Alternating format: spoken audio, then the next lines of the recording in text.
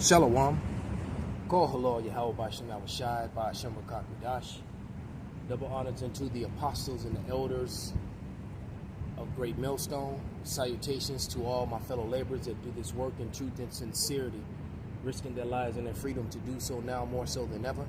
To the scattered elect that are scattered around the four corners of the earth, that be like unto the Gentile nations, the Israelite foreigners, and to the ahchyam that are listening and learning.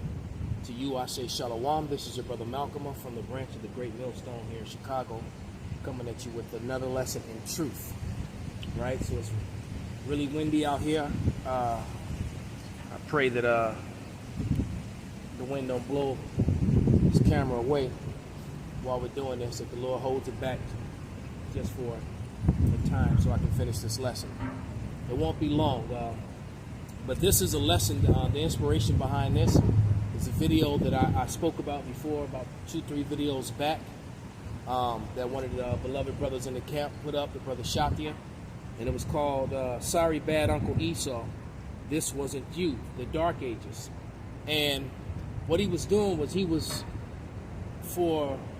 showing evidence, like if we were in court, all right, and you have the evidence that exonerated you, the evidence that proved that you were speaking the truth and that your accusers were lying, and then the judge destroys the evidence. That's basically what YouTube and Google did when I reposted this video onto my channel. They removed it because it was just such condemning evidence. These relics, you know, as a matter of fact, let me grab a couple scriptures, and then I'll explain what the relic was.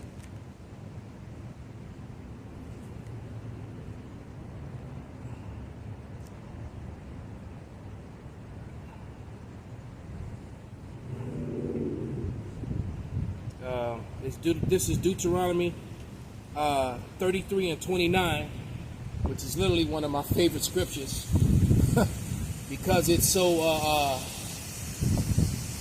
important and so to the tone of what's going on in the world today with the awakening of the Israelites. All right, but this is Deuteronomy 33 and 29, and it says, "Happy art thou, O Israel, who is like unto thee, O people saved by Yahawah, the shield of thy help, and who is the sword of thy excellency. And thy enemies shall be found liars unto thee, and thou shalt tread upon their high places." And we're treading upon their pride and their lies, right? We're treading upon their pride and their lies, because the truth of the matter is that during the dark ages, during the time of all those things that were going on, that they love to make period pieces about in history, they were in the caves, braying and making sounds like donkeys. The movie Quest for Fire, if you've never seen it, it came out in the 80s, like in the early 80s, with Ray Dong Chung was one of the main people. She played one of the women in it. That was them. That's their true history. And that's why they, you know, come up with this whole pseudoscience of carbon dating, trying to say that was 100,000 years ago. The earth isn't even that old. So many millions of trillions of years ago. All that's lies. When you look up carbon dating, it's all based upon hypotheses. They can only actually date back to a certain period of time. Don't quote me, I'm not sure, but I think it's between 5,000 and 10,000 years is the most that they can go. Anything beyond that, they're lying. All right, they're lying. But history and the relics prove them to be liars. And in these relics is there was a castle in the Netherlands that the brother Shatia went to and took pictures, and he went into the basement of this castle in the Netherlands, and in this castle there was a great fireplace with the king and the queen standing on both sides of it, and their facial features had been destroyed. All right, and we know what happens when they do that. All right, because it's just like one of the brothers mentioned. I'm just a couple blocks from the art museum, and they have emperors of Rome in there, and all the ones with the beards, and you know, and the bumpy hair and the bumpy beards, the noses and the lips are chipped off. but all the ones, you know, when it was the Holy Roman Empire. But when it was the pagan Roman Empire, all the noses and the thin lips are still in place. So it's amazing how these statues can be preserved for thousands and thousands of years, but the noses and lips just conveniently fall off. You know, that's not by accident, that is by design.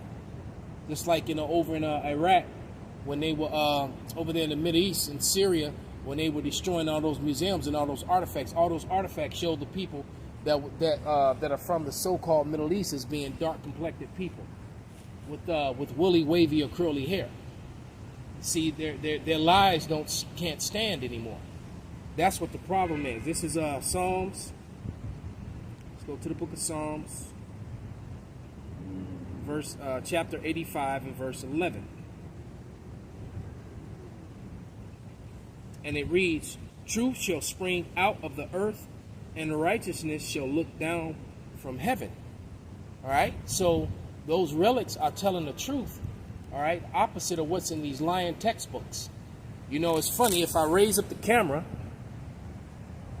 right over the wall, what you're looking at is the historical society over there on the other side of that wall there, that wall of greenery, of vegetation across the street there. That used to be a great library. It used to be the biggest one in Chicago before the Harold Washington. Okay, that's what that is over there. All right, and we always talk about the library because that's where they bury the lives. All right, and it's like I said, the relics that are dug up tell a different story from what's in the textbooks, what they teach you in school. All right, they have a problem with truth.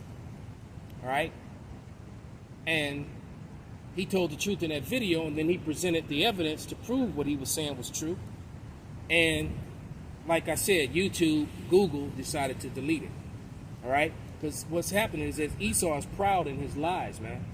They're proud in their lies, and their rape, their robbery, and their murder. All right, as a matter of fact, let's go to the book of Revelation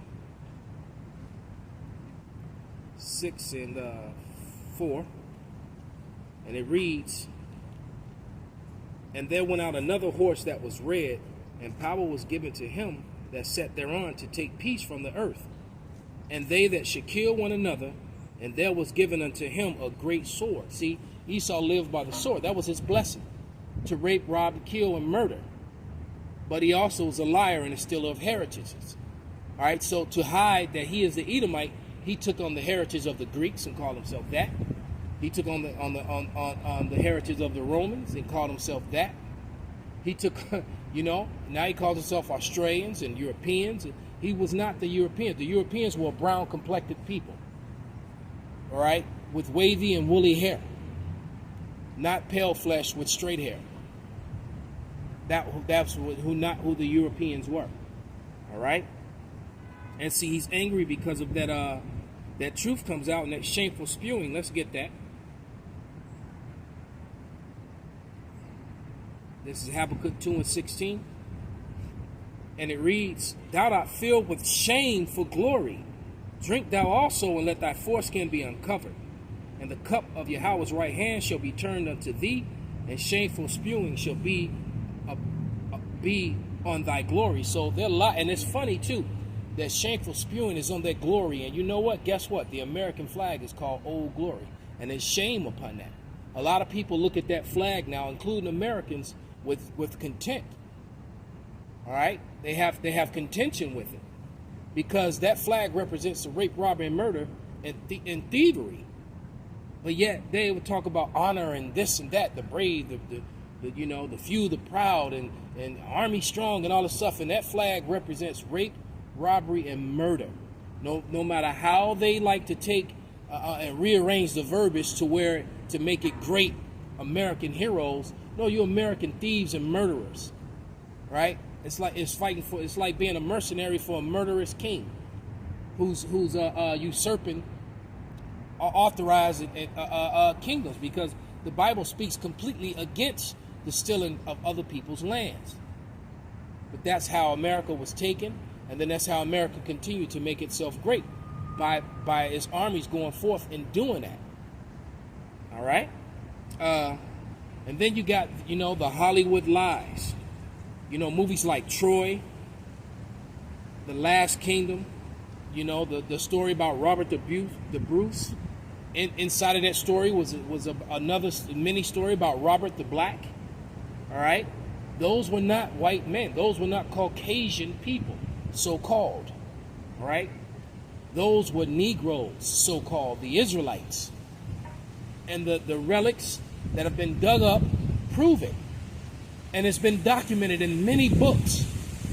And like I said, these people have been found to be liars, and they just hate the truth because it hurts them so bad.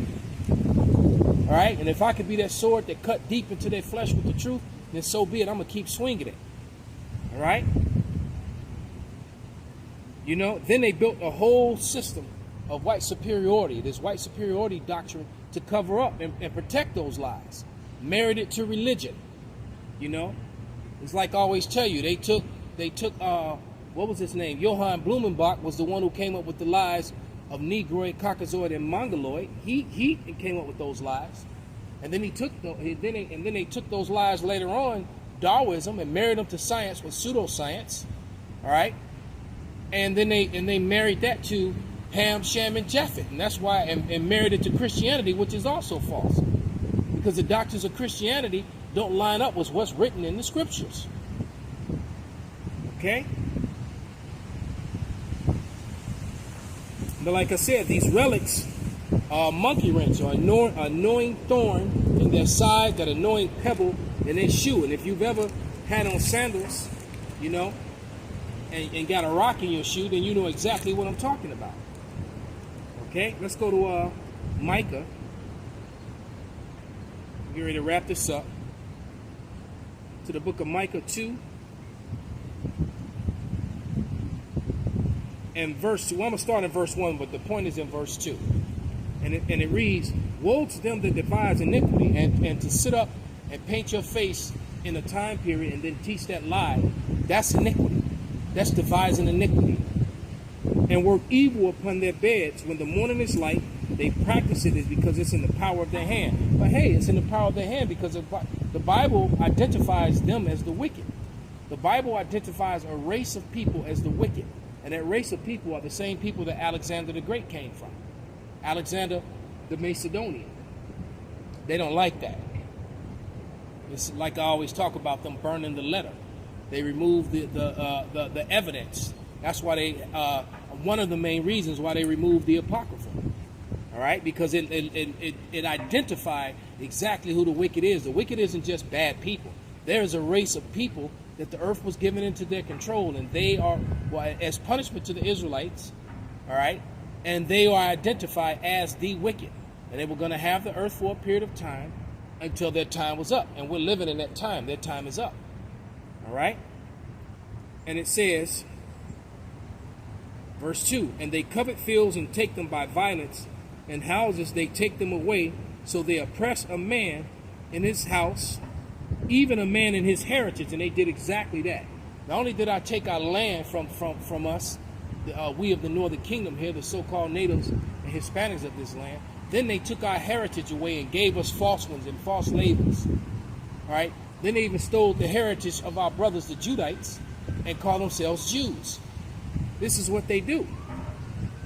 All right? One last scripture. It's the book of Obadiah, 1 and 10. And it reads,